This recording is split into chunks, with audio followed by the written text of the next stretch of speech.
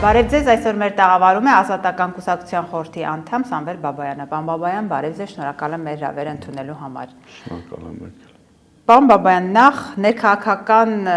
իրավիճակից սկսենք եւ բոլորիս համար անակնկալ էր ամեն դեպքում, որ դուք վաղ շաբաթի ընտրություններով սկսեցիք քաղաքական ակտիվություն ցուցաբերել եւ հիմա Հայրենիք կուսակցության հետ աջակցում եք այն տեխնացուին, որը առաջարկել է Հայրենիք կուսակցությունը Խաչիկ Մանուկյան։ Ինչու հենց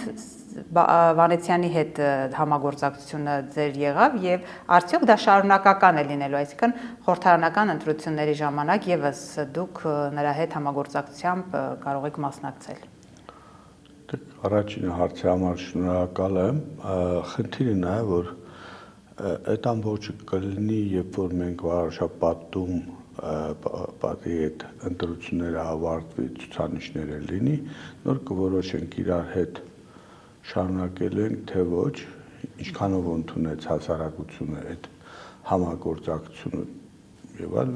վերջում ամեն ինչ անում ենք հասարակության համար, չէ՞, եթե հասարակությունը չի ընդունում, չի ընկալում, չի ցանկանում ընկալել, ապա խնդիր է դառնում հանուն ինչի եք միանում, ինչ եք ուզում անեք։ Դրա համար այդ հարցում արդյունքներից հետո կորոշվի։ Ինչ վերաբերում է ինչի Խաչիկ Մանուկյանին, Խաչիկ Մանուկյանը կուսակցական չի, ոչ ազատական կուսակցությունից է, ոչ Հայրենիք կուսակցությունից է, այնպես որ ազատ անձ է եւ երեխան զոհվել է իրան Ղարաբաղում 20 թվականին ինքը գրող հրապարակախոս է, բան, ինձ համար ամենից ընդունելի տեխնացուն ինքն է, Էջմիածինցի։ Դա համար որոշեցի, որ իրան օգնենք եւ Վանեցյանի հետ միասին փորձել ենք օգտակար լինենք, հաջողության հասնենք եւ մեր ուժերը փորձենք հասկանանք մենք ինչի ենք ունակ։ Բայց չէ լինի, որ մեզ ձայն տան, 8-րդ համարին ձայն տան, բայց ընդհանրապես ճիշտ է նաեւ, որ մասնակցեն, նաեւ 20%-ով մասնակցում են, 20%-ը որոշում է գյուղապետ, քաղաքապետ, հետո այդ 20%-ը պատգամավոր է ընտրում, հա, միահեծան պարլամենտ ենք ունենում, ու մենք որևէ հարց չենք կարող լուծենք, հետո տան նստում ենք, սկսում ենք բողոքել, թե արտասահմանում տեստեղ, ինչի այս ձև եղավ, ինչի ասեց, ինչու համար է, որտեղ պետությունը, իշխանությունները քարոզություն են տանում, որ մեկա դուք հոգ չեք, էլի անեք, չանեք, պարզ է, չէ, որ խաբում են, որ եթե հոգ չեն, իչեք այդքան պլակատ կախել ու տուն-տուն եք գալիս, խնդրում, որ ձեզ ձայն տան, հա, իրանց ամբողջ լիմիտը 10,000 է, դրանից ավել չի կարող ունենա իշխանությունը, այսինքն ինչքան ադմինիստրատիվ ռեսուրսով բանով հասնում են դրան, ինչքան շատ մարդ դուրս գա, իր տոկոսի իջնում է, դրա համար, երբ որ ես խնդրում եմ, ուղղակի բառից բուն իմաստով խնդրում եմ, ապահովել մաքսիմալ մասնակցություն, մարդկանց հասկանալ, մարդկանց հետ աշխատել, մարդկանց բացատրել, որ քո ճակատագիրը դու ես որոշում։ Իսկ ցանկալի տարբերակ է ուժերի ընդդիմադիր ուժերի միավորումը, այսինքն այդ վերադասավորումները երբ որ լինեն ձայների, ձեզ համար ընդունելի է ձեր տեխնացուի համագործակցությունը մյուս ընդդիմադիր ուժերի հետ։ Ժողովուրդ, խնդիրը նա է, որ ինձ համար ընդունելի է իհարկե միավորվեն, կապ չունի ով ում հետ է միավորվում, բազմաբևեռություն, հա, միահեծանությունը բերում է այս վիճակին, որտեղ մենք կանք հիմի, սա մենք ենք արել, այ մեր անտարբերությամբ, մեր, ասենց ասենք, մեր հանրապետություն մարդիկ կան, ասում ինչ եք գնում, դա Լոնդոն նստած որոշում են, Ամերիկա, մենք ով ենք, որ ինչ որոշենք, այդ ապուշները խաբում են այս ազգին, ժողովուրդ, ուղիղ ձեր ձեռքին է, դուք եք որոշողը մենակ, միայն ու միայն դուք, այս մարդիկ գալիս են ձեզ ծրագիր են ներկայացնում, ձեզ ծառայեն, հետո դառնում չարիք ձեր գլխին, անա պիտի ձեզ ծառայեն, նա պետք է օրենսդրական բազա ստեղծի, թոշակը դառնա նվազագույնի 98,000, ծնվել է երեխան, այսօր դեմոգրաֆիան գիտեք ինչ խայտարակ վիճակում է եւ դեպի ուր են գնում, նայեք 30 տարի օրենքներ են ընդունում, փոխում են օրենսդրական բազան, որ ամեն կառավարություն նույն ձևի եւ այսօրվա գործողը որոշումներ են կայացել 3-րդ երեխայից հետո ինչքան գումար, 4-րդից հետո ինչքան գումար, բան, նայեք, վերցնում ենք սովետի փլուզումից հետո Հայաստանում եղել է 57,000 ծնելիություն, Արցախում 2,600։ Այսօր Արցախ, Հայաստան միասին են, ստեղ են, այո, 33,600։ Օգտա բերել մեզ։ Իհարկե ոչ։ Նայեք, բոլորի ժամանակ Նիկոլը ընդունել է Սերժ Սարգսյանից, Սերժից, ասենք 18 թվականին, հա, եղել է 36,600, դեռ Արցախն էլ իր տեղը, այդ 2,600-ը։ Հիմի երկուս միասին 33,600 ենք։ Հիմա ուզում եմ հարց տամ, հասկանում եք 5,000 երեխեն ուրա գնացել։ Այսօր գնում ես գյուղերը, ես եղել եմ Էջմիածինի գյուղերում, չէ, ստի, որ մարդիկ, ասենք, 35-40 տարեկան չեն ամուսնանում։ Պրոբլեմը ինչն է, չի կարող եղանալու երեխեն պահի։ Այդ աղջկանը նորմալ պահի, բան, ասինքն մենք այդ խնդիրը լուծելու համար պետք է ծնված երեխան, կապ չունի 1-ն է, 2-ն է, 12-ն է, $250 փող տանք։ Դա ինչ անում, որ հասնենք 60,000 ծնելիության։ Դա նման է, որ տարին 1 միլիարդ գումար հատկացնում ես դրան։ Դեմոգրաֆիան պահելու մեկ խնդիր, երկրորդ խնդիրը, որ այդ երեխեքը, որ ծնվում են, այն մանկապարտեզները, որ կառուցում են, այն դպրոցները, որ նորմալ լեփլեցուն, սովորեն, կրթվեն եւ այլ։ Հակառակ դեպքում ում համար է կառուցում։ Որ խոսես մի քանի միլիարդ դրել են, հա, որ կառուցեն, չէ, դպրոցները, այդ մանկապարտեզները։ Ում համար, եթե երեխեքը չկա քոչում են, դուրս են գալիս եւ այլ։ Քիչ չեն ծնվում, вообще ընդհանրապես չեն ամուսնանում։ Ուզում եմ դեռ կանգ առնենք 35% տարուկեսից հետո բաժանում են ընտանիքները։ Այսինքն մենք որպես պետություն քաղաքականություն ենք վարում ընտանիքների փլուզելու։ Ոնց է դա։ Մենք կամավոր մեր ընտանիքները փլուզում ենք, գերիտասարդին հնարավորություն չենք տալիս, ոչ աշխատանքի տեղավորվի, ոչ այդ երեխոսն ենք պահում, երեխան ինչ անի, ոնց 4 երեխա պահի, 5 երեխա ունենա եւ կարողանա կերակրի նորմալ հագցնի եւ այլ, ասում ես, որ 18 տարեկան դառնած այդ գումարը գտանք։ Մի խոսքով, պրոբլեմը մեր մեջ է, պրոբլեմը նայ այդ ընտրությունները ոչ թե նայեք համայնքային ընտրություն, այլ նայեք պետական ընտրություն, բոլոր ընտրությունները, որովհետև այդ ընտրություններում իշխանությունը կրելով վերարտադրվելու է նոր պարլամենտ։ Մասին եք խոսում, օրինակ ծրագրերի մասին, թե ինչ են առաջարկում մարդկանց, բայց Հայաստանում երբեք ընտրությունների ժամանակ հասարակությունը չի նայում, թե որ քաղաքական ուժը ինչ ծրագիր է ներկայացնում։ Դրանք բոլորը սիրուն խոսքեր են, որոնք հետո չեն էլ իրականանում։ Լսեք, հենց դա է խնդիրը, որ դուք ասում եք բոլորը սիրուն խոսքեր են, եթե չեք կարող դուք հիմնավորեք ու չունեք լուծումը, իհարկե, եթե նայենք ցանկացած կուսակցության միջև օրս, այն ովքեր մասնակցել են ընտրություններին, վերցնենք նայենք, որևէ կուսակցություն չունի հստակ թվեր, որևէ կուսակցություն չունի հստակ ծրագիր, կա լղոզված, հա, մտքեր, որը որ ծրագիր մի համարեք։ Դա համար մենք պետք է ժողովրդին, հասարակության հետ լուրջ աշխատանք տանենք, բացատրենք, որ այդ լղոզված մտքերով ոչ մի դեպքում մի ընտրի այդ մարդը։ Մարդը ստում է։ Ստում է, պարզ ասում է, ես եկել եմ քեզ խաբելու։ Հասկանում եք, եթե նայեք, գնում ենք խնդրում, ասում ենք դու ինձ քվետուր, որ ես քո կյանքը բարելավեմ, հետո խաբում։ Դու ինքը քեզ քվեատած, որ դու իրան ծառայես։ Լցած գաք, որ մեկը ասի, ես ձեզ եկել եմ ծառայեմ, ով է ասել այդ։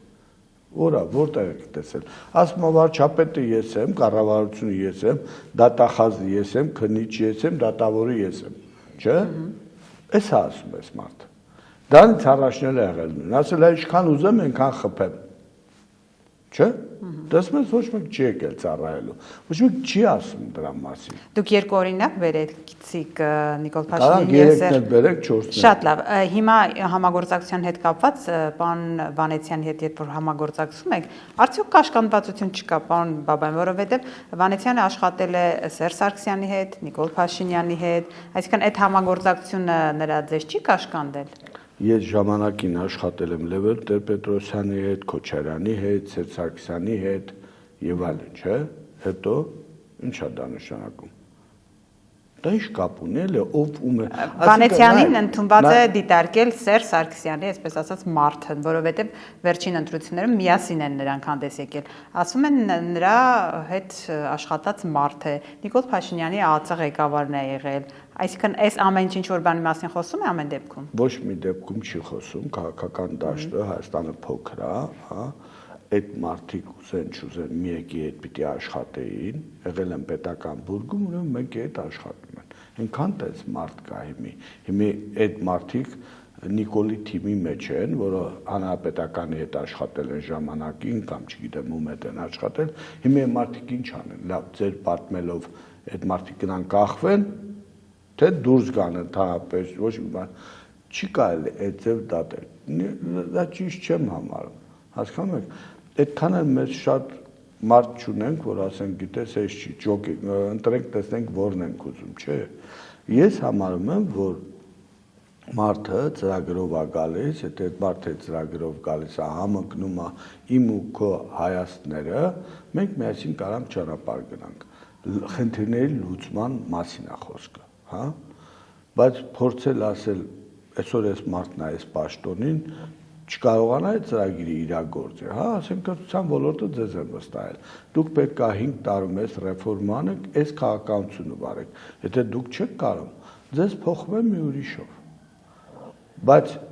ոչ թե ասում են, գիտեք, դուք քանի որ Սերժ Սարգսյանի հետ աշխատել ես, երիտասարդ աղջիկ ես եղել, աշխատել ես, հետո ինչ անենք, կախենք քեզ արդեն։ Պետք չես դու։ Չուր ձեր ուղերն է։ Ծառայում քո հայրենիքին, քո ժողովրդին, այլ ոչ թե այդ մարդը ում հետ է աշխատել։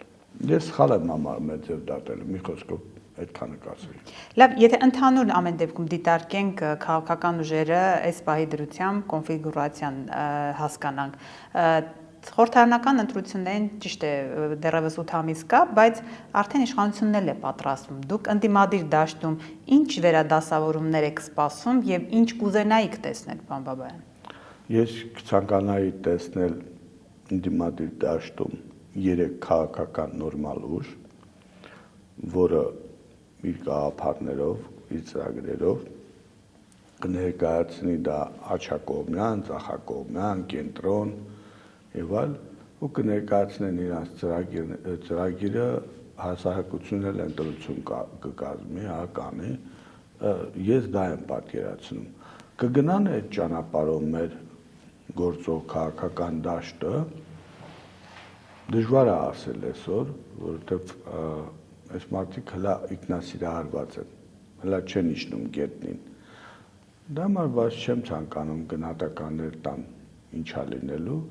ես կարող մի բան ասեմ, ինձանից կախված ամեն ինչ անում եմ, որ այդ վերադասավորումները լինի, այդ համախմբները լինի, հասարակությունը գաղափարական է, ոչ թե ձևական ինչ-որ մեկի դեմ, ոչ, ուղղակի ծրագրային։ Ձեր նշած 3 ուժերը այս պահին կան, թե ձեր կարծիքով նոր պետք է ձևավորվեն։ Ես գտնում եմ դաշտում կան, պրոստի իրար տեղ պետք է իրար զիջեն, կարողանան զիջել, հա, ասենք այն ինչ որ դուք ինձ ասացիք իմ ու Վանեցյանի հետ, չկարողանաց։ Այսինքն խոսքը ամբիցիաները մի կողմ թողնելն է։ Այո, եթե ժողովրդի ազգիդ համար ես մտածում, դու պարտավոր ես դա անելու։ Հիմա օրինակ Սամվել Կարապետյանի ուժի մասին են խոսում, Արման Թաթոյանն է, էլ ինչ ուժեր եք դուք տեսնում, որ ռեալ կարող են այդ 3 ուժը դառնալ։ Գիտեք, եկեք չկենտրոնանանք դրան, այդ ուղղությամբ աշխատանք տանում ես ինքս իմ կողմից, կտեսնենք, կձևավորվի մյուս հանդիպման ժամանակ կարտահայտենք։ Ամեն դեպքում այս պահի Այս պահի չկա ոչինչ անիմաստ է նախապես ինչ-որ բաներ ասել։ Իշխանությունը ընդդիմության դաշտում հասկանում ենք դեռ վերադասավորումներն, այսինքն դուք որոշակիություն դեռևս չեք տեսնում։ Իշխանության դաշտում ինչ եք տեսնում, իշխանությունը ինչ ձև է գնում ընտրությունների։ Հիմա թեզերը հասկանանք։ Նիկոլ Փաշինյանն միակ եւ եզակի եւ անկրկնելի թեզն այն է, որ ինքը խաղաղություն է բերում հայ ժողովրդին։ Արդյոք դուք հավատում եք այն խաղաղությանը, որը բերում է մի իշխանություն, որը 44 օրյա պատերազմ է բերել, նաև Հայաստանի տարածքներն են օկուպացվել։ Այսինքն այս ամեն ինչը երբ որ կա, այդպիսի իշխանության բերած խաղաղություն է, պարոն Բաբայան, կլինի դա այդ խաղաղությունը։ Նայեք, ես փորձեմ շատ կարճ, բայց տրամաբանված հիմնավորեմ իմ ասելիքը, իհարկե ինչ որ իշխանությունն անում, ես դրա մասին վաղուց խոսել եմ, ասել եմ մի թուղթ ձեռին հետևից վազում է, որ այդ թուղթը ստորագրել տա, որ դա նովասի, որ խաղաղություն է, բայց չի լինելու։ Հիմա մի հատ նախաշեմին դրանց մի հատ թուղթ են ստորագրել, ուզում է դա վաճառը ժողովրդի վրա։ Հիմա ես ձեզ հարց եմ տալիս, ձեր հարցին հարցով եմ պատասխանում, եթե մենք Հայաստանի Հանրապետությունը այս մեծ գլոբալ խաղի մեջ փորձում է կենտրոնական Ասիա, Կովկաս, Թուրքիայի միջոցով դուրս բերի Ռուսաստանի եւ Պարսկաստանի ազդեցության տակից, մենք գտնում ենք, որ մենք բերում ենք խաղաղություն տարածաշրջան։ Ոնց որ չէ, ժողովուրդ, դուք մեծ քայլերով գնում եք այդ պատերազմին։ Ես էլ ձեզ ասում եմ մի արեք։ Երբ որ ես ասում եմ գա ծրագրային հանդես եկեք,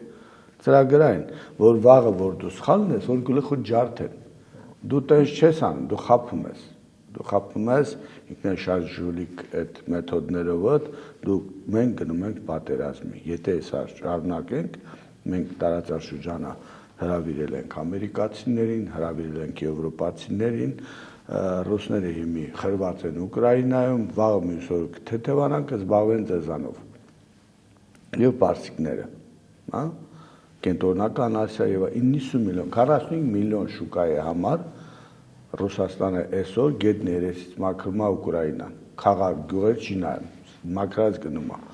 Մենք 90 միլիոն ենք կենտրոնական Ասիա, Կովկաս։ Ձեզ թվում է, ձեզ բաց են թողում գնում եք, էլ այդ շուկան չի ուզում, տալիս է եվրոպացուն մյուսներին։ Ժողովուրդ, խնդրում եմ, աղաչում եմ, քացեք էլի, հանգստացեք, ոչ միտեղ մի գնացեք։ Զբաղվենք մեզանով, մեր տնտեսությունով, մեր երկրով, մեր պաշտպանությունով։ Թող իրանց հարցերը լուծեն, վերջում որ վերջանա իրանց հարցերը։ Կհասկանանք էլի մենք աճ թեում ենք մնացել, թե ձախը։ Մենք չենք որոշում այդ հարցը։ Ո՞վ է որոշում։ Ազդեցության գոտի։ Ռուսաստանի ազդեցության գոտում ենք եղել։ Հիմա կարող է փոխվի ամերիկյան, եվրոպական, դուք ինչ եք առաջ ընկնում էլի։ Ինչ եք էլի առաջի գիծ մտնում։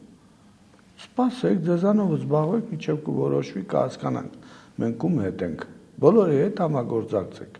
100 անգամ ասել եմ, հիմա եվրոպամետները ասում են 5-րդ շարասյուն, հա, ռուսամետներին։ Նրանց խելքն էլ չի գտնում, սրանց տնեն 6-րդ շարասյուն։ Հասկանում եք, որտեղ ոչ մեկը հայկական շարասյուն մեջ չի։ Չեն ասում ժողովուրդ, այո դու ասում ես մեջտեղը կանգնեք, բոլորի հետ համագործակցեք, դա չեն ասում։ Կամ աճիցեց, կամ ձախիցեց։ Հայ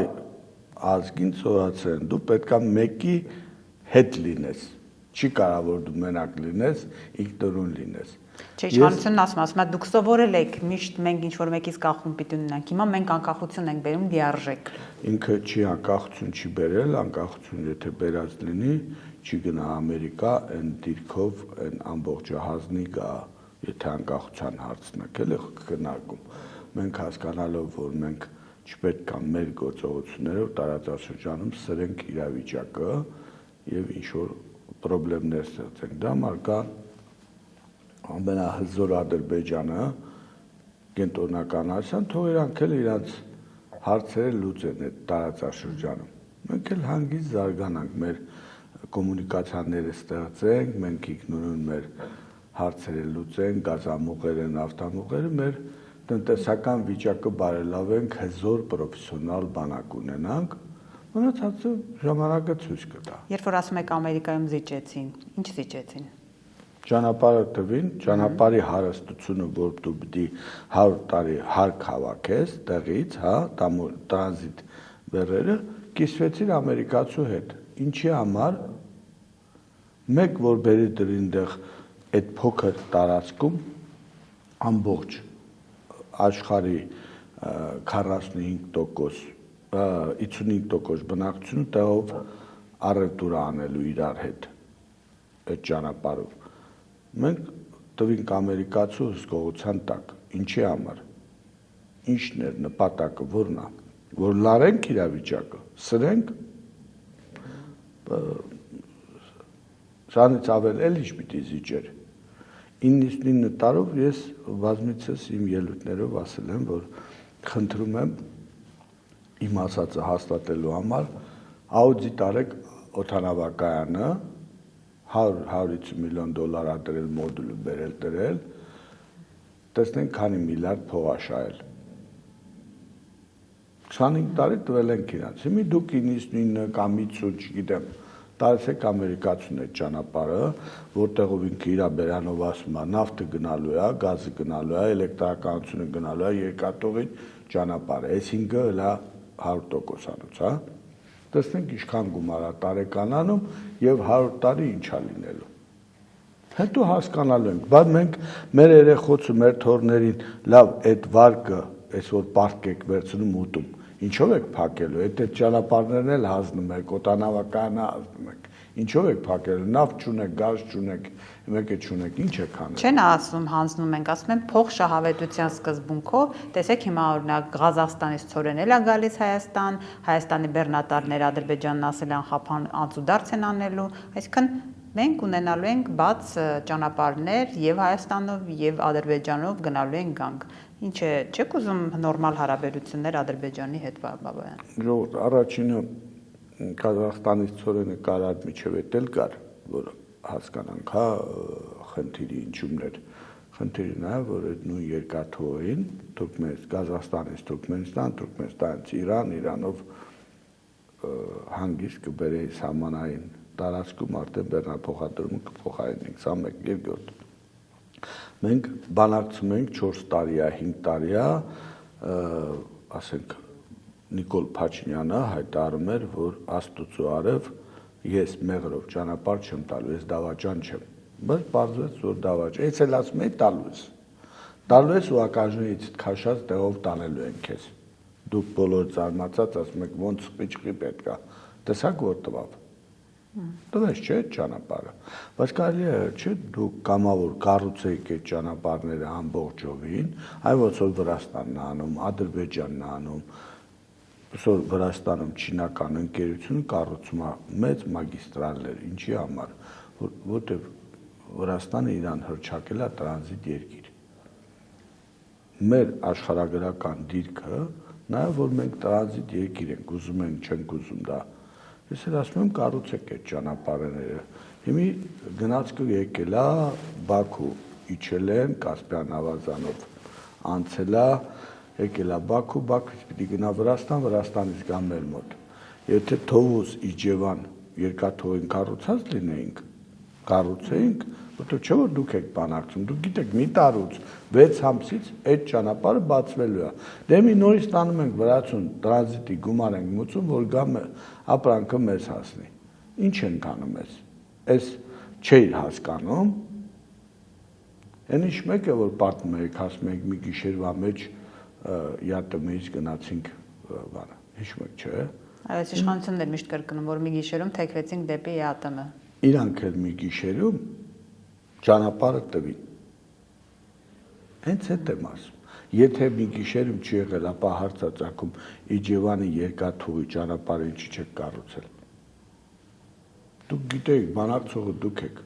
Դուք գիտեք, որ տալու եք, դուք գիտեք, որ ճանապարհները մի բացվի, ես քարտեզով նկարել եմ ուղարկել, գրավոր գրել եմ իրանց, որ այդ ճանապարհները պիտի կառուցեք, որովհետև այդ ձեր ասած այդ ճանապարհը Կասպյան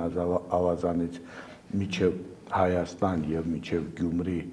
սահմանը 615-600 կիլոմետր է, իսկ մնացած բոլոր տեղերով ավելի երկար է, թե մեղրիով, թե մի այլ տեղով։ Խիչ էիք անում դա։ Այսինքն Երբ որ ես ասում եմ պետական մտածելակերպ չունեք, պետական չեք մտածում, զուտ ազնական, այս պահին, այս րոպեին, մի 10 հատ գերի բերենք,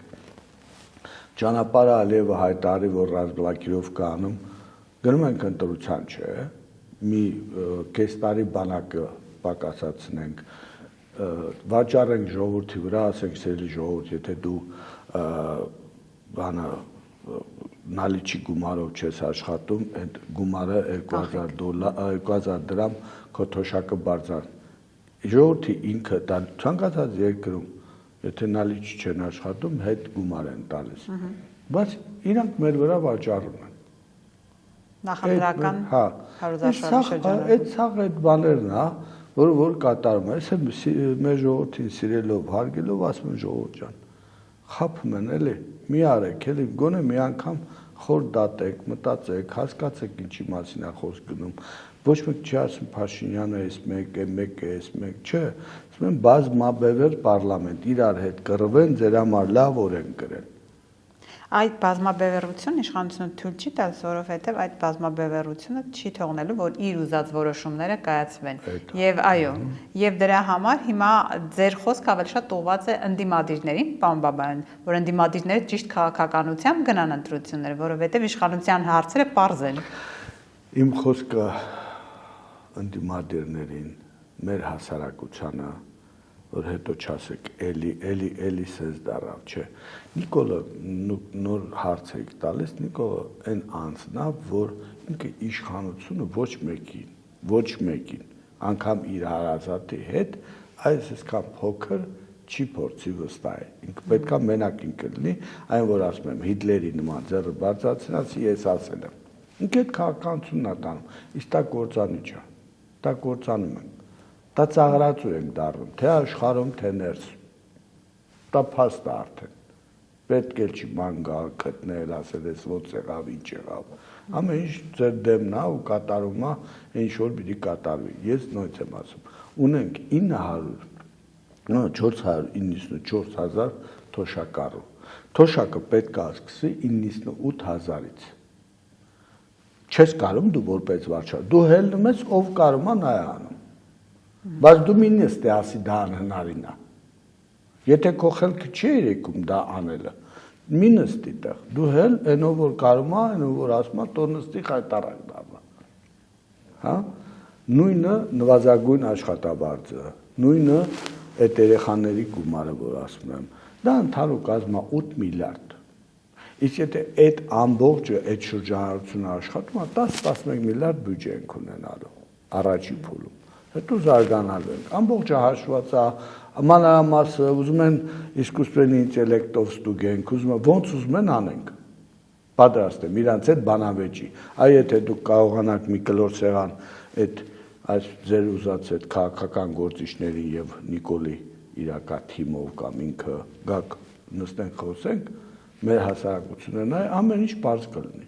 Այսինքն կարծում եք կան գումարներ ծրագրեր իրականացնելու համար աշխատավարձ, թոշակ բարձրացնելու, բայց իշխանության խելքը չի կտրում կոպիտ ասած, որ այդ ամենը իրականացնեն։ Նայեք, մի պարզ բան ասեմ, որ պարզ լինի, ասենք մենք ջուրը, ցանկացած պետական աշխատող կլինի հավաքարար թե մինիստրը, գալիս է ասենք պայմանական 50 լիտր կամ 70 լիտր ջուր է օգտագործում ամեն օր։ Նու դա անհնարին է, չէ, աշխատանքային օր մի անգամ դուրս, երկու անգամ, 3 անգամ, ոնց, կամ մի լիտրից 2 լիտր ջուր խմեցիր, ոնց, բայց այդ թվերը գրած, այդ հաշվարկումը անվում է ու ուղարկում է։ Էլեկտրականությունը նորմատիվնի բազա է կոչում, հա, մենք մեծ աշխատանք ունենք օրենսդրական բազայում, հենց այդ պարլամենտում, հասկանում եք, իստեղ չեն կարա այդ մարդիկ այդ ինչից խոսում են ամեն օր նայում եմ, նորմատիվային բազան, որ փոխում ես, երբ որ մենք Ղարաբաղում այդ նորմատիվային բազան ես 99 թվին փոխել եմ կրկնապատկել թոշակ աշխատավարձ, նորմատիվային բազան եղել, Հայաստանից որ վերցնեք նայեք, կարա արխիվից վերցնեք 8 միլիարդ գումար էինք ստանում 98 թվականին, նույն ձևի 99-ին էլի 8 միլիարդ ենք ստացել, մի ցենտ ավել չի եղել, բայց նայենք տեսնենք ոնց է ուշչու աշխատավարձը 22,000 դառել 29,000, կամ Հայաստանում 9,700 էր, Ղարաբաղում էլ դառել է 22 եւ մինչեւ 29, ոնց է ստացվել, ինչի հաշվին, որտեղից բերիկ, նորմատիվային բազան, պետք է քաջություն ունենա, իր վրա պատասխան կամ վերցնենք մեր ցանկացած նախարարություն ապարատը քանի օգու պիտի կառավարի այս ռեֆորմները անելու։ Օրինակ ռեֆորմ եք անում 5 տարով ծրագիր եք գրել, որ ձեր նախարարությունը, այս նախարարությունը պետք է այս ռեֆորմները այս 5 տարում անցնի։ Իսկուսственный ինտելեկտին տանք, տեսնենք քանի օգի պիտի լինի ու նայենք ձեր մոտ ինչ է։ 3-4 անգամ ավել։ Թե խմողների, սուշ խմողների բրիգադ եք հավաքել։ Նստած պետություն եք մտամ ղեկավարում, Վերցրեք նույն ձևի բանակը, խոսում եք, ասում եք, ասենք 45-30 քանի կամ 50 հազար եք,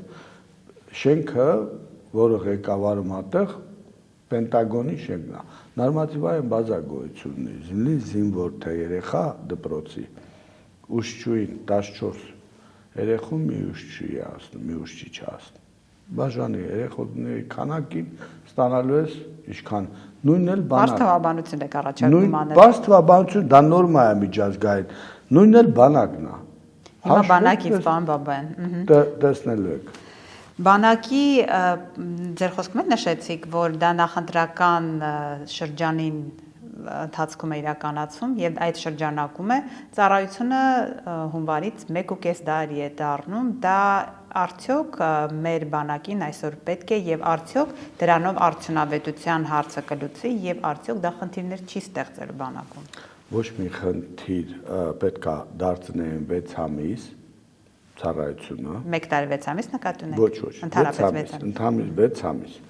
Այդ երեխին գալիս է ծանոթանում է զենքին տիրապետում է, կրակում է եւ այլն, այնքանով որ զենքին ծանոթ։ Գնում իրանց տուն, վերջ ավարտում է 6 ամսում։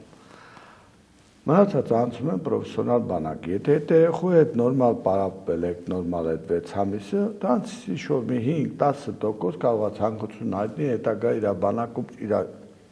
կյանքը կապի բանակի հետ։ Նրան տանում ես արդեն տարուկես խորացված անցնում է բոլոր զենքի տեսակների, իր ֆիզիկապես եւ այլ, ու պայմանագրի ստորագրում է ծառայում 20-25 տարի պայմանագրով։ Ստանում է $2000 աշխատավարձ, 13 зарплата, ասենք 26000 տարեկան դոլար է ստանում։ Այդ զինվորը։ Սպանել ասենք 3000-ից եւ վերջ այդ շրջանակում։ Սերժանտը ասենք 2400։ Ընդհանուր գումարը կազմում է պայմանական ասած էս շտիվը։ Թվականակի հարցը հաշված է, ոչ մի կա եւ իջև 35-36 տարեկան է, ես դա բազմիցս ասել եմ։ Այս խնդիրները լուծվող խնդիրներ է եւ հզոր, որը այդ ժամանակ Աստված ոչ անի պատերազմ լինի, ինչ որ մի բան լինի, չեք ասում ժողովրդին չեք հավաքում, տանում մասարուբկա։ Այս ինչ անում ենք, անպատրաստի մարդուն տանում ենք մասարուբկա։ Նայեք Իսրայելին։ Իրան ունի 50,000 պրոֆեսիոնալ բանակ պատերազմ, ասում ինքը իր մոբ ռեսուրսեր, որ հավաքում է այն պրոֆեսիոնալից, որ գնացել է տուն։ Դրան, այլ ոչ թե հասարակ քաղաքացուն վարորդին բերի դնի պլիմյոտ չի կասա դե գնա մեռեք, արի սիրեմ։ Հասկանում եք, սա խնդիրներ է, պետքա փոխվի։ Այս մարդիկ չեն ուզում դա անեն։ Ինչի չեն անում, ընդհանրապես բանակ չեն ուզում ունենան, խի, որովհետև ասում է երկու ցուլ կաղնած են, Ադրբեջանն ու Թուրքիան, մենք կարմիր փալազոն մեջտեղ մեկա որ գան, մենք պիտի հանձնվենք։ Այսինքն եթե Չինաստանը միլիարդ ու կես է, հա, ում վրա գնա պիտի հանձնվեն, որովհետև բանակ պետք չի ոչ մեկը պահեն։ Ըստ Նիկոլի, դա Նիկոլն ասում, ես չեմ ասում։ Այսինքն ով որ մեծ է, ուժեղ է, շատ է զենքը, նա մեկը հաղթում է։ Դա համար ինչ ասում են արեք։ Այդ խելքի մարդը պետությունը ղեկավարում այսօր։ Ժողովուրդ, դա ես ոչ մեկին չեմ վիրավորում։ Ես ասում եմ փաստը, ինքն է ասում իր բերանով հրապարակային։ Դա ասում է խաղաղությունն է, բանակ պետք է։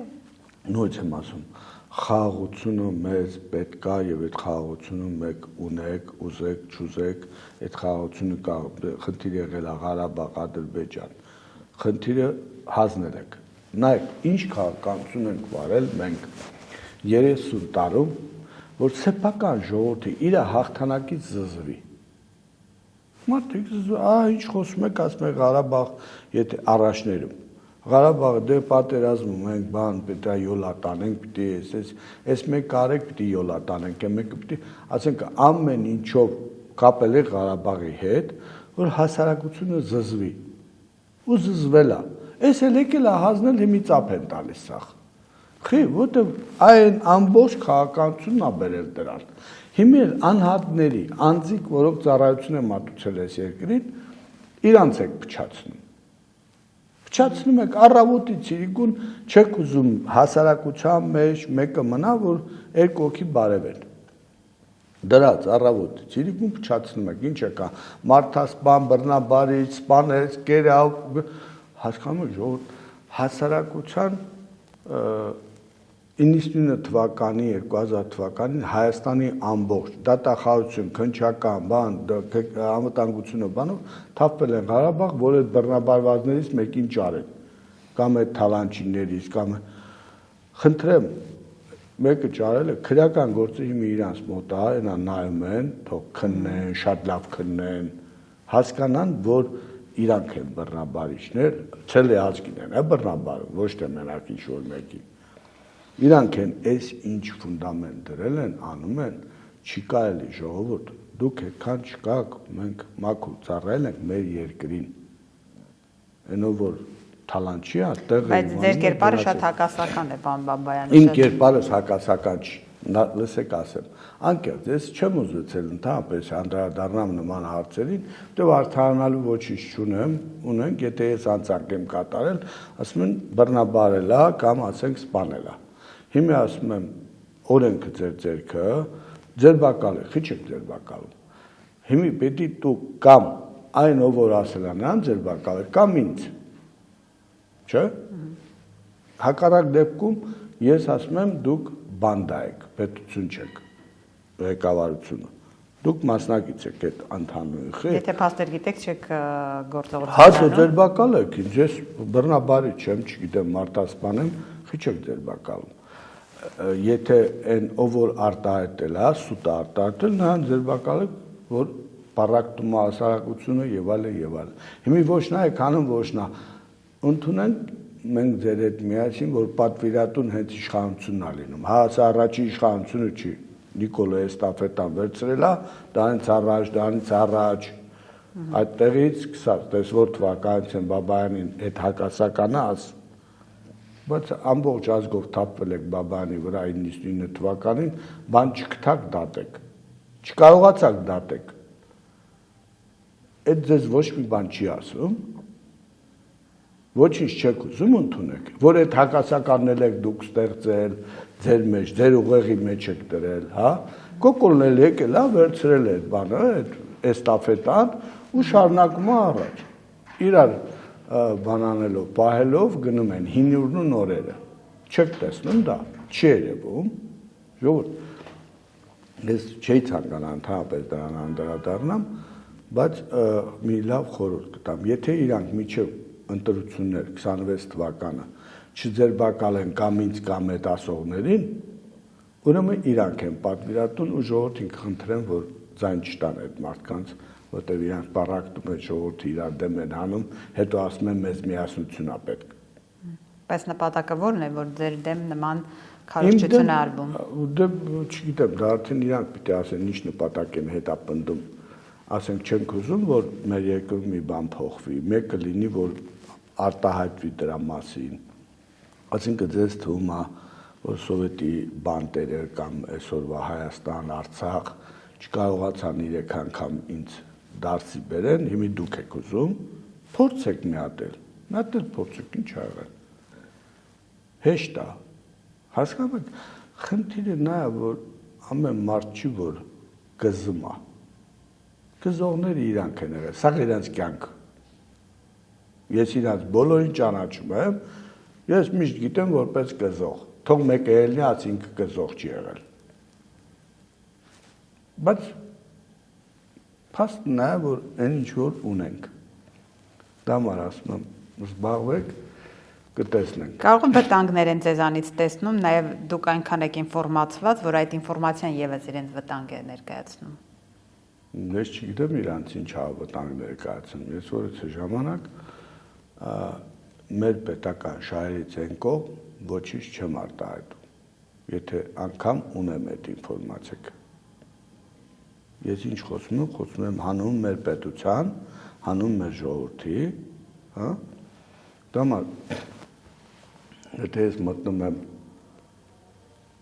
Բաղաշապատ ընտրություններին, խոշորացված համայնքի ընտրություններին, ես անում եմ ասեցի ինչի համար, որ կյանքը փոխվի, որ մարդիկ կարողանան իրենց խնդիրները հոգան։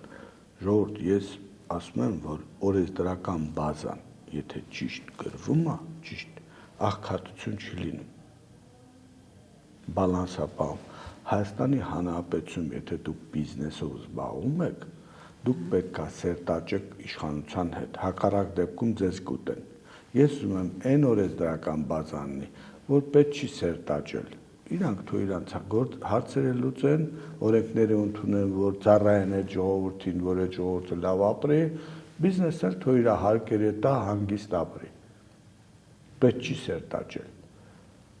Իրանց ձեռա տալիս սերտաճելը, որտեղ տենց կառավարում են, ասինքն որ պիտի չաչարվես այս մեծ գյուղից մինչև քաղաք զարգացում ապահովես, որ դու որպես ղեկավար քեզ հարգեն, դու ինչ ես անում, ժանդարմերիա ես մտցնում, բերում ես սաղ քո տակը, քյոխեքը, ենթարկացնում, քյոխաները ենթարկացնում է այն ներքևի ժողովրդին։ Այսօր Էժմիածինում էլ ոստիկան չի մնացել տուն, գյուղ, ման են գալիս, որ կարողանան ծանոթ բարեկամ, ընկեր, ազդեցության գոտի եւ այլ, որ հարցերը լուծեն։ Հեսա, այո, դա իրանց մտահոգում է։ Ավելի մտահոգի շար լինելու, եթե մեր հասարակությունը ինձ լսի, բոլորս մասնակցենք այդ ընտրություններին, ովքեր պիտի մասնակցեն, բոլորս կոչ անենք մեր ընկեր բարեկամների, որ մասնակցություն ունենան, հա, ինչու ոչ, ասեցի, 8-րդ համարին այդ ձայն տանք Խաչիկ Մանուկյանին, որ կարողանանք մենք ընտրություններից հետո այն տոկոսային հարաբերությունը տնենք, որ իշխանությունը հասկանա 26 թվականին հեշտ պանիր հաց ուտել չի լինելու, այլևս ավարտվեց, սա է պետք անել։ Պարոն Բաբայան, միշտ կանեն մեր ժողովուրդը, ես դա համար խնդրում եմ, ասում եմ, ամբողջ Սփյուռքում ապրող Վարշապատի ժողովուրդը, Խոյ համայնքի եւ բոլորին խնդրում եմ, որ մասնակցություն ունենան, ձեր հարազատ բարեկամներին կոչ արեք։ Եթե մեկը ընկեր ունի, այնտեղ ընկերություն ունի, շրջապատ ունի, նույն ձևի էլի կոչ անի։ Սա է մասերիկը։ Միշտ մտահոգություն կամ մտավախություն կա, երբ որ ընդդիմադիր ուժերը քաղաքական պայքարի մեջ են մտնում, թե ինչ որ վճռորոշ պահի հանկարծ նրանք իշխանության հետ չհամագործակցեն։ Ձեր պայրագայում նույն վաղարշաբաթը կամ 26 թվականին տարբերակ կարող է լինել երբևէ, որ իշխանության հետ համագործակցեք իրենց ընտրվելու շանսը ապահովելու համար։ Նայեք, ընտրվելու շանս ոչ մեկի ես չեմ ապահովում, մեկ, բայց միշտ մի բան հիշեք, բայց ձեզ նոր ասեցի դուք էլի ծրագիրը, դուք գալիս եք ինչ անեք, այս ժողովրդի կյանքը բարելավեք, եթե վաղը Նիկոլո Հելնի ասի, ես 98,000 եմ սարքում նվազագույնը թոշակի, միջինի լինելու է 129,000, երեխեք $250 ստանալու են, մինչև 6 տարեկանը կլուչից էլի, նվազագույն աշխատավարձը լինել է 98,000, ասենք կոնկրետ Ստրախավոր պոլիսը ամբողջ պետական լինելու է, ժողովուրդը գնալու են հանգիստ իրանց բուժման համար, արդեն դեղ ապահովված է լինելու, անում է այդքանը, պրոֆեսիոնալ բանակի է անցնում, այդ այս շղթան անի, ով որ անի իր հետ միանում են, անունը Նիկոլ կլինի, Սամվել կլինի, Ռոբերտ կլինի, Սերժ կլինի, չէ, ինչ կլինի, խնդիր չկա, բայց եթե դուք սա չեք անում, մոռացեք իմ հետ համագործակցություն չի լինում տենց բան։ Շատ բարձ եմ արտահայտում ես, ես տենց խասած չունեմ, ես բաներով, լողալով գնամ, ես ուղիղ եմ միշտ աշխատել։ Եվ բացահայտացնում եմ իմ տեսակետը կապ չունի մեկին դուր է եկել, դուր չի եկել, միշտ ասել եմ Հայաստանը ինչով է լավ մաքուր սառը ջրերով։ Ում դուր չի գալիս ահագի խմի։ Շատ լավ, եւ մի թեմայի եմ ուզում անդրադառնանք, պարոն Բաբայան, վերջերս 44-օրյա պատերազմի հանգամանքները ուսումնասիրող հանձնաժողովի հետ կապված մյուշագրավ իրավիճակ ստեղծվեց, տարիներ շարունակ պատերազմից հետո իշխանությունն ասում էր քննում ենք, դուք անձամբ եղել եք այդ հանձնաժողովում, հարցաքննվել եք, բայց հանկարծ իշխանությունը որոշեց, որ ինչ որ իրավական բան է խախտվել, իրավիճակ կա այնպիսի, որ չի կարող դա հանրայնացվել, նախադեպ կար, եթե չեմ սխալվում, 40-օրյա պատերազմում եւս իրավական ինչ որ բան էր խախտվել, նորմ էր խախտվել, բայց այն ժամանակ ազգային ժողովի նախագահ Արարատ Միրզոյանը դա դրեց ազգային ժողովի նիստերի, դիագումար նիստերի քննարկմանը։ Ձեր կարծիքով այս պահին ինչու է իշխանությունը փորձում փակել այս թեման, որովհետև ուղարկվել է գաղտնի բաժին եւ վերջ, այլևս հանձնաժողովի այդ զեկույցի մասին ոչ մեկ ոչինչ չգիտի։ Այդուհանդերձ, այստեղ դուք տեսնում եք այդ խնդիրը, որ իշխանությունը չի ցանկանում եւս մեկ անգամ խոսել պատերազմի եւ դրա հետևանքների մասին։ Ես դրա մասին արտահայտվել եմ հենց այն ժամանակ, երբ որ հրաժարվել եմ ես այդ հանձնաժողովում մասնակցություն ունենալը, եւ ես այն ժամանակ եմ ասել, որ այդ խնդրը լինելու է, եթե օբյեկտիվ ներկայացնենք իրավիճակը, այո, ես տեսնում եմ եւ գաղտնիությունը, այո, եւ տեսնում եմ ինչի չպետք է հրապարակեն, որովհետեւ դա քրեական գործ է դառնալու վերջում ոմանց վրա, որ հլա չկա։ Երրորդ ես այն ժամանակ ասել եմ հանձնաժողովը բանակում ստեղծել մի կառույց, որ այդ գաղտնի փաստաթղթերը բերի, որով քննությունից հետո այդ փաթեթը ուղարկել քննչական, որտեղ դեռ մեծ մասը քրեական է լինելու, որ դեռ գնան դատարան։ Այո։ Ասի չէ։ Տենց որ լինի, ասի առաջի օրվանից մինչև օրս, հա։ Չէ, դες էլ ասի այդ դեպքում ես չեմ մասնակցում այդ հանձնաժողովին։ Եվ հայտարարել եմ ինչի չեմ մասնակցում, հա։ Սա իրականությունն է։ Որ գաղտնի մաս կա, օրինակ ինձ հարցաքննել են, ես դեռ ահագին բաներ եմ խոսել, որ գաղտնիք է, ասենք այդ գաղտնիքը իրանք ոնց հրապարակեն, ինչ անեն, հա, կարան հրապարակեն փակ բանում, դատական նիստում մեղադերյալի աթոռին նստած անձին, բայց ոչ ուրիշ ձև։ Դրա համար ասում եմ, դա խնդիր է, իհարկե, հենց այն գլխից էր այդ խնդիրը, դու չէր կարող տենց հանձնաժողով, ուղղակի առաջից ճիշտ չէին գնահատում, չէին հասկանում, չգիտեին խորությունը ինչ է լինելու, հետո եւե հասկացան, որ խնդրեմ է լինելու իրանց համար էլ, բոլորի համար էլ։ Այսինքն այս բայի դրությամբ, երբ որ գաղտնի բաժին է ուղարկվել, դա նորմալ ընթացակարգ է, կարծում եք այդպես պետք է լիներ։ Չէ, ես գտնում եմ, որ նա պետք է գնար քննչական, տոմ առ տոմ, եւ այդ մարդիկ, ովքեր մեջը անցնում են այդ գործերով, գնային քննչական ու դեղից գնար դատարան։ Ինչ է կարծում, այդ զեկույցը պետք է հիմք դառնա քրեական գործերի, իհարկե դրանից հետո կան քրեական գործեր, բայց մասնավորապես դուք նշեցիք ձեր խոսքում, որ օրինակ ձեր խոսքից կարելի է նաև շատ մարդկանց նստեցնել մեղադրյալի աթոռին։ Իհարկե, ես դա փաստերից եմ խոսում, ոնց է, ասենք, այսինչ օպերացիան պրավալ գնացել, դրա մեղավորները ովքեր են, ինչ են եւ այլ, հա, եւ քննչականում կա, հիմա այդ խնդիրները հրապարակեն ինչ անեն, եթե ընթացկավորելու չեն այդ գործերը, ապա ինչ հրապարակեն, ասեն, որ ինչ։ Թե իրան հարցի պատասխանը ունեք, ուղղակի դուք հարցնում եք։ Չէ, պարզապես մենք տեսել ենք, ասում եմ, քառօրյա պատերազմի ժամանակ այդ հարցը ընդգրկվել է լիագումար նիստ, այո, մասամբ փակ, բայց քննարկվել է։ Այն վաղ իրանք չեն եղել, արել են, հիմա իրանք են։ Ձեր խոսքից կարելի է ենթադրել, որ այդ մեղադրյալի աթոռում պետք է նստեն նաև այսօրվա իշխանության ներկայացուցիչները։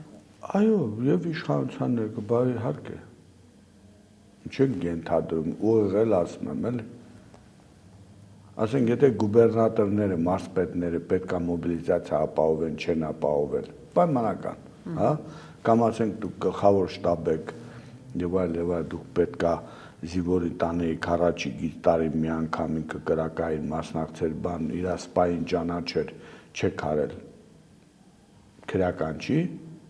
բայց թղթի վրա արել եք, հա, դա չի, որ вообще ընդհանրապես չեն արել, թղթի վրա կա, պրոդուկտ կա դուրս գրած, վառելիք կա դուրս գրած եւ այլն։ Եվ տենց կարանք ժամերով խոսենք, փաստերով, իրանք էլ գիտեն դրա մասին, բայց իրանք էլ են մեղավոր դրանից առաջ, դրանից հետ, կամ ասենք նշանակում ենք մեկին պաշտպանության նախարար կամ չգիտեմ, ինչ-որ պաշտոնի, որ բանակից գաղափար չունի, որպես ինչ։ Այսօր նույն տեմպով շարունակում եք։ Այնպես որ չխորանանք, արդեն կգա նոր կձևավորվի բազմա բևեռ իշխանություն, կհանեն, կտեսնենք, կքննենք, կուղարկենք քննչական, այն ժամանակ կերևա։ Այսինքն կարծում եք, որ դա միայն նոր իշխանության պարագայում կարելի է շատ ավելի ընդլայնված հարցին անդրադառնալ, որովհետև հիմա այս իշխանության ժամանակ քիչ հավանական է, որ իրական պատկերը կերևա։ Նայեք, բազմաբևեռության դեպքում նոր իշխանություն, հին իշխանություն չկա։ Կան թիմեր, որոնք համագործակցում են, որոնք իրենց պրինցիպներով, իրենց ծրագրերով պիտի գնաս, չես ուզում, դու հրաժարվում ես եւ մեկն է գնում։ Սա ես դա եմ պատկերացնում մեր ապագան եւ զարգացումը Հայաստանի։ Մենք 30 տարի է տեղում դոփում ենք, մենակ նա, որ մենք միշտ ունեցել ենք, ասենք, միահեծան պարլամենտ, թագավորն ապրած կենա, ինչ ասում է, դա օրենք է,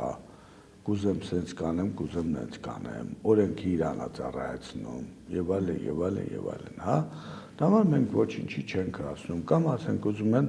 մեկին վարքապետ են դնում, սկսում են գիշեր-ցերեկ, այ դուք եք արդեն սովորել բոլորդ, ասում եք, բայց դուք հակասական կերպար եք, ասում եմ, լավ։ Իրականությունն եմ ասում, որովհետև այդպես են ձեզ ներկայացնում։ Հիմնավորեք, միշտ պետք է դուք կարողանաք տրամաբանության շրջանակում հիմնավորեք այդ հակասությունը ինչի մեջ է, ճշմարտության ինչի մեջ է։ Ասում ենք սպանել ենք, մորթել ենք, կերել ենք։ Տեսեք, մի մասը ձեզ այդպես է ասում, սպանել եք եւ այլն, ձեր պաշտպանության նաեւ բանակի ղեկավար լինելու տարիների շատ պատմություններ կան եւ մյուս մասը Ինչ պատմություններ, ինչ։ Ես այս պահին իրավասու չեմ խոսել այդ մասին, որտեղ փաստական պետք է ունենան։ Ոչ մի բան չկա, ձեզ նորից եմ կրկնում, Հայաստանի Հանրապետության դատախազություն, քննչական անվտանգություն, ինչ կա ռազմական ոստիկանություն, ռազմական դատախազություն, ամբողջը թափվել են Արցախ, 99,000 թիվ։ Այս մարդու վրա մի բան գտնենք, սա լավ դատենք։ Ոչ մի բան չեն գտել։ Չկարողացան։ Չկարողացան, թե չգտան բան։ Եթե լիներ կգտնեին, չէ։ Հիմի Այս սա բավարար չէր, այդ գործը իմ եկել է, այդ տերակտի գործը, ես դիմել էի դատարան, չէ, վերանայել։ Հիմի ստե քննվում է, հեն անդե մեջ սաղ կա,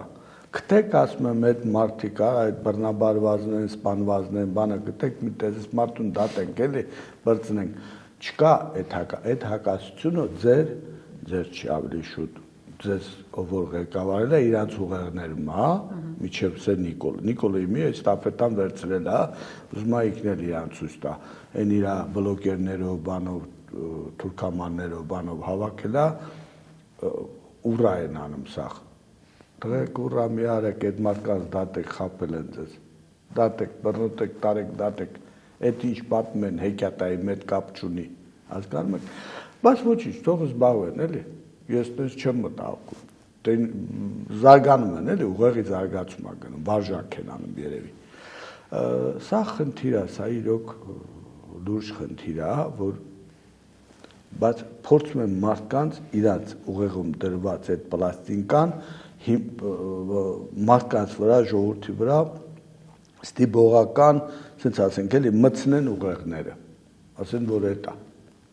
դա մարդասպանա, դա այս մեկն է, հասկանում եք, չճաղել է ժողովուրդ տալ, չի կարել, այդ մարդը ինքը